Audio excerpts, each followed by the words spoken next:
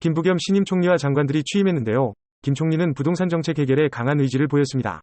그에 반해 야당은 오만과 독선의 DNA가 전혀 고쳐지지 않는다며 임명 강행의 대치가 심화되고 있습니다. 특히 임혜숙 과기부 장관에 대해서도 심각한 문제가 여러 가지 있음에도 여성 장관 30% 할당 공약 탓에 강행한 것 아니냐는 의혹도 제기되었습니다. 한편 청와대는 민주당 신임 지도부를 초청했는데 문재인 대통령은 임기 말 분열이 없어야 한다 했고, 송영길 신임 대표는 당 의견이 많이 반영되어야 한다고 각각 주장한 것으로 알려졌습니다. 노형욱 신임 국토교통부 장관은 취임식에서 서민의 주거 안정을 최우선 과제로 추진하겠다며 공공이 주도하는 기존 주택 공급 방안을 추진하면서도 특히 서울시 등의 관계기관과 민간과 협력 가능성을 언급해 배경에 관심이 모아지고 있습니다.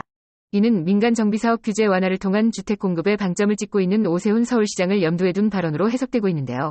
이에 규제 완화 및 개발의 속도가 붙을 것이라는 기대가 나옵니다. 한편 노 장관은 정부에 대한 국민의 불신이 매우 높다며 신뢰 회복을 주요 과제로 꼽기도 했습니다.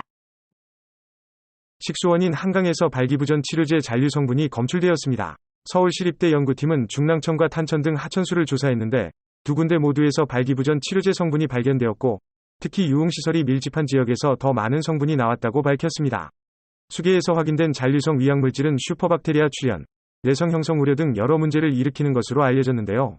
한편 이 사실이 알려지자 지금 한강물 풀어간다는 둥, 한강의 기적이라는 둥 희화화하며 소비되고 있습니다. 이번 주말 전국에 비가 내리며 더위가 누그러지겠습니다. 오늘 낮 기온은 어제보다 5에서 8도 낮아 서울 기준 24도, 내일은 22도로 내려가겠습니다. 비는 내렸다 그치기를 반복하며 월요일 오전까지 이어질 것으로 보입니다. 강수량은 대개 5에서 40mm 수준이며 곳곳에 벼락과 돌풍을 동반하며 요란하게 내릴 것으로 전망됩니다. 삼성전자가 선보인 무선 이어폰 갤럭시 버즈 프로가 웨이도염을 유발한다는 의혹이 국내외에서 동시다발적으로 제기되고 있습니다.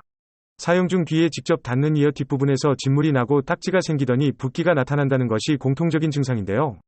이어팁의 재질에 문제가 있는 게 아니냐는 의문이 제기되고 있습니다. 삼성전자 관계자는 이 제품이 귀 안쪽까지 밀어넣는 인이어 제품이기 때문에 땀이나 습기 때문에 발생하는 것이 아닌가 한다며 문제에 대해 조사 중이라고 밝혔습니다. 미국 카멀라 해리스 부통령이 한국에 대한 코로나19 백신 지원 문제를 우선순위에 두고 논의하겠다 밝혔습니다. 한국계 출신인 민주당 앤디 김 연방 하원의원이 면담을 하여 이 같은 답을 듣고 공개한 것인데요. 특히 문재인 대통령이 21일 정상회담에 임하기 전 몸소 한국 정부 관계자들과 만나 이 문제를 논의하겠다고 약속했습니다. 이에 코로나19 백신 협력에 대한 양국의 논의도 급물살을 탈 것으로 보입니다. 그럼 오늘도 좋은 하루 보내세요.